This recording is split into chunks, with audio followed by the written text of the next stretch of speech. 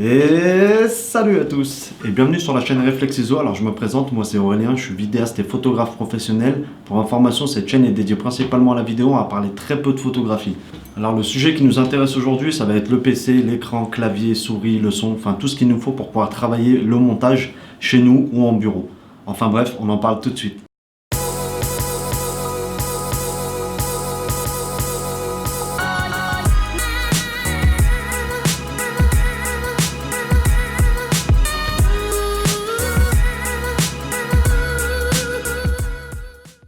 Alors pour quelqu'un qui commence la vidéo, le point le plus important pour moi, c'est son poste de travail pour pouvoir réceptionner les rushs et pouvoir les traiter confortablement en montage. Donc c'est bien d'aller acheter une caméra, un stabilisateur, tout ça, mais si on y va pour monter sur un PC qui pue et qui rame, ça sert à rien du tout. Donc autant investir dans un bon PC d'abord en premier temps et après investir dans le reste pour pouvoir faire de la bonne vidéo. Alors le clavier, on va commencer par le clavier. Le clavier, prenez un clavier standard. Maintenant je sais qu'il y a beaucoup de claviers qui se font où il n'y a pas les chiffres qui sont à droite. Donc évitez ces claviers là, prenez un clavier standard, vous n'avez pas besoin d'un clavier gamer. Vous prenez un clavier standard avec les chiffres qui sont sur le côté et les lettres à gauche, comme ça vous êtes tranquille.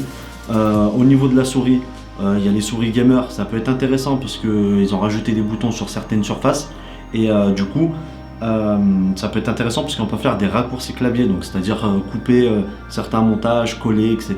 Ça peut être intéressant à ce niveau-là. Bref, moi je suis pas pour la souris gamer puisque je fais pas de gaming de toute façon.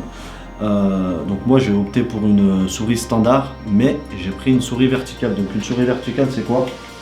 C'est ça. Donc une souris verticale c'est ça. En gros c'est un peu moche. Vous allez me dire pourquoi tu as pris ça? Bah tout simplement parce que quand on passe du temps derrière son PC, on a besoin d'être confortable même avec les mains. Et oui, c'est un métier où on peut se faire mal au poignet, tout simplement, parce qu'en fait, les souris standards ne sont pas adaptées pour l'articulation du bras, en fait, enfin de la main, pardon.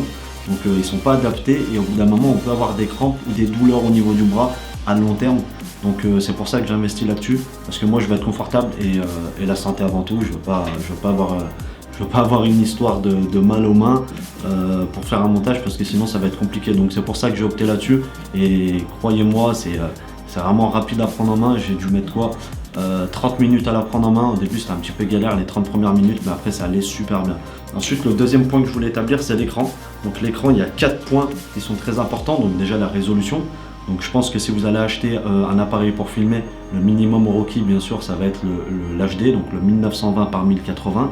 Donc il faudrait prendre un écran qui soit en 1920 par 1080. Après si vous avez des fonds qui vous permettent d'aller dans des résolutions plus hautes, faites comme bon vous semble. Il y a le Full HD qui est en 2400 ou 2500 et quelques sur 1440, quelque chose comme ça.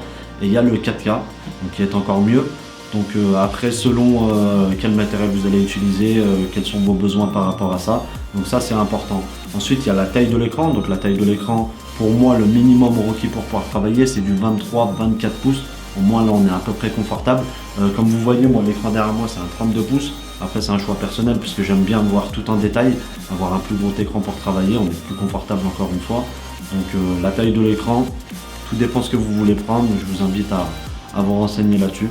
Ensuite, il y a la dalle. Donc, il y a les dalles TN, IPS et IH. Je me rappelle plus c'est quoi l'autre.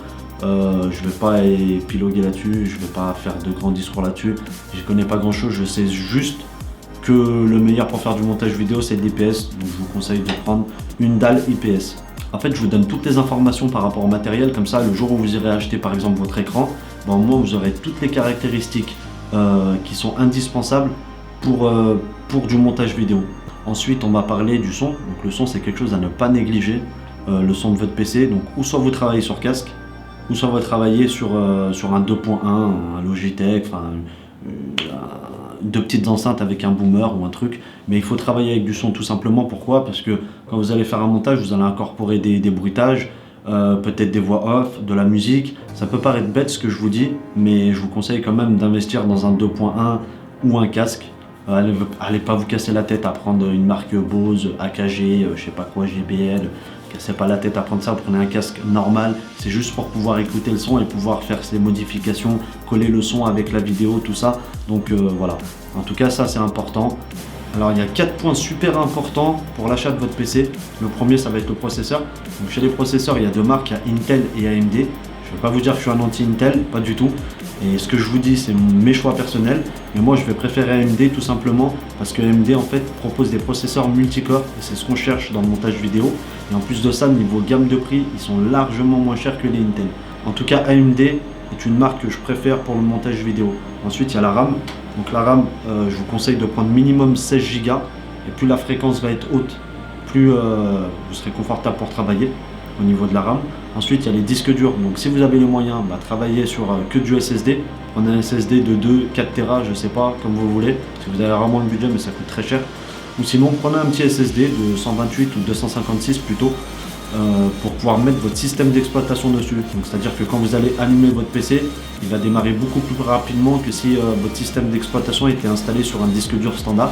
Donc faites ça et installez aussi votre logiciel de montage sur le SSD. Comme ça, il s'ouvrira aussi plus rapidement que s'il était installé sur un disque dur standard.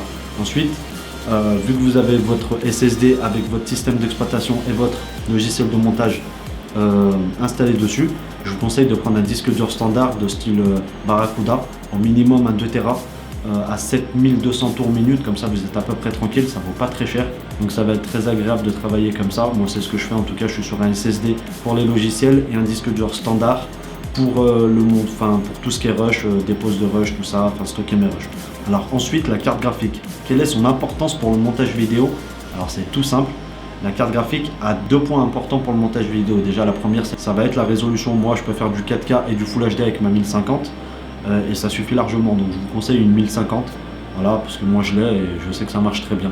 Et le deuxième point qui va faire qu'on va acheter une carte graphique plutôt qu'une autre, c'est tout simplement en fait quand vous faites votre montage et vous allez l'exporter, si vous avez une très bonne carte graphique, et ça va faire que le temps d'export va être très raccourci en fait. C'est-à-dire qu'au lieu d'avoir un temps d'export à 10 minutes, vous allez avoir 5 minutes de temps d'export.